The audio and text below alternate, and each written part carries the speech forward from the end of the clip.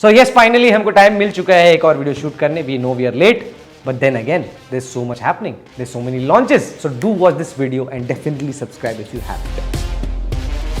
So it's time.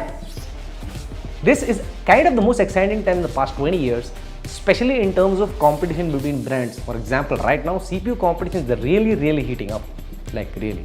So let's jump straight in and start off with single core performance of AMD versus Intel. So right off the bat, we are starting off with some benchmarks. I know we need the FPS data. I mean, people are asking, but still, this will help you understand single core mein Intel lineup is kind of beating AMD a lot of places. Now, looking at on paper specs, there shouldn't be a 10% difference between the 795 and the 13900K. But there's something very interesting happening. For AMD, the CPU hits its highest clock speed and starts coming down as the temperature starts increasing. But Intel, on the other hand, alternates between multiple cores to maintain its highest clock speed. Interesting, eh?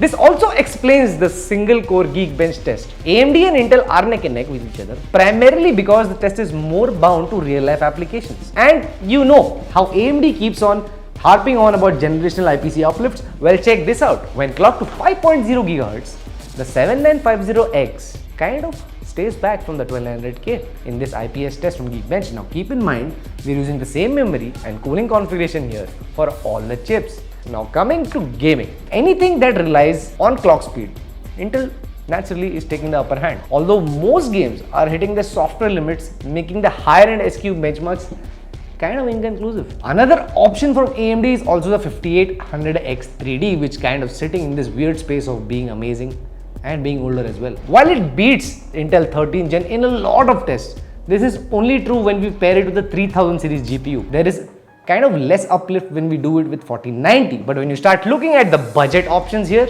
Intel turns out to be a good option. So keep in mind, Intel's offering is kind of 10 to 20% cheaper in terms of CPU and motherboard combined.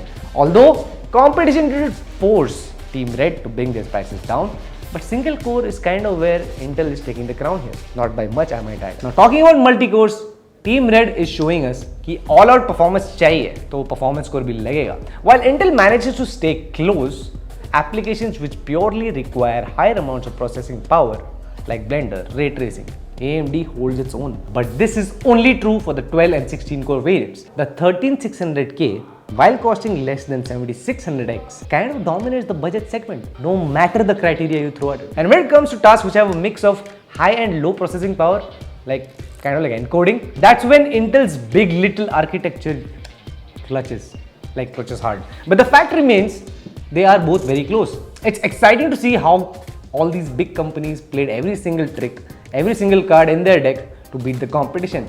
And now it's time to declare the winner. Intel is actually offering better value for money, especially with the DDR4 and backward compatibility. Never thought I'd say that. Although keep in mind, these tests are done on DDR5. DDR4 might slightly reduce performance by up to 10% at max. And AMD is the one to buy for high-end workstation systems, which can practically do everything else too. You can't really blame AMD because newer platforms do tend to increase cost, but there's still hope, and we are sure that the next generations of AM5 socket processors were actually going to kill it. But overall, we are the actual winners if you think about it. Not Intel or AMD. Competition, as always, is always healthy for consumers, and honestly, we mostly think that AMD could drop their pricing and then it will not actually matter which one you go for. Enjoy your victory against two of the biggest multinational companies in the world. We're kind of late to the party, but at least we made a video now. Thank you for watching.